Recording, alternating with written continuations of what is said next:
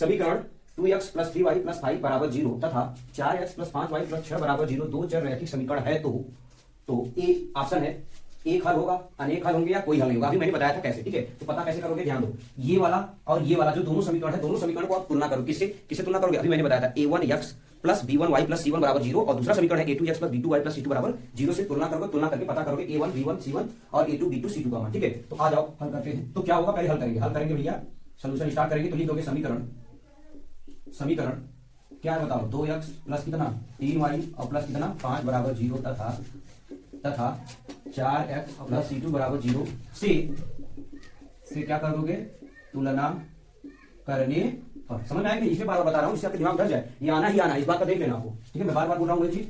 अब तुलना करोगे तुरंत, बताओ a1 बराबर क्या निकल के आएगा। जब तुलना करोगे यहाँ 2 आ जाएगा, ऐसे आपको क्या आ जाएगा, b1 बराबर क्या आ जाएगा 3 आ जाएगा और c1 बराबर क्या आ जाएगा 5 आ जाएगा। फिर यहाँ जब तुलना करोगे तो आपका a2 बराबर आ जाएगा 4 और b2 बराबर कितना आ जाएगा 5 और c2 बराबर कितना आ जाएगा 6। मैं कह रहा हूँ ना, जो कभी नहीं पढ़े हैं केवल ये पढ़ो, ठीक है। तो आपका नंबर ठीक ठाक आ जाएगा। लेकिन हाँ, जो रेगुलर पढ़ रहे हैं वो 100 में 100 लाएंगे। वैसा नहीं है कि भाई आपको पढ़ना पड़ेगा, जो ये पढ़ा रहा हूँ इसको बस पढ़ लो, बस इसके बाद तो पढ़ना नहीं है ना, तो ये पढ़ लो। साल भर जो आपने पढ़ा वो तो आपको बहुत काम देगा ही, लेकिन जो ये पढ़ा रहे हैं ये बहुत काम देगा इस समय एग्जाम में।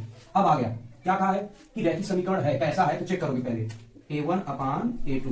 तो a1 का मान 2 और a2 का मान कितना है 4। जब हल करोगे क्या आ जाएगा 1/2। फिर ऐसे क्या हल करोगे, b1 अपान b2, बता रहा हूं समझा रहा हूं, ध्यान समझना, b1 अपान b2। तो b1 का मान 3 और b2 का मान कितना है भाई 5।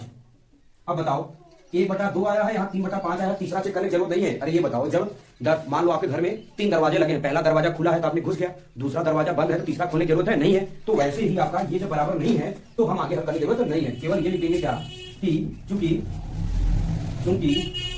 a1 upon a2 does not equal to b1 upon b2। Clear?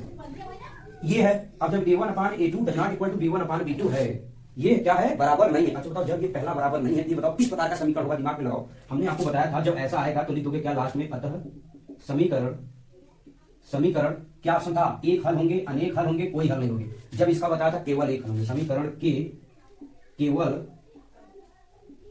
एक हल होंगे, केवल एक हल होंगे।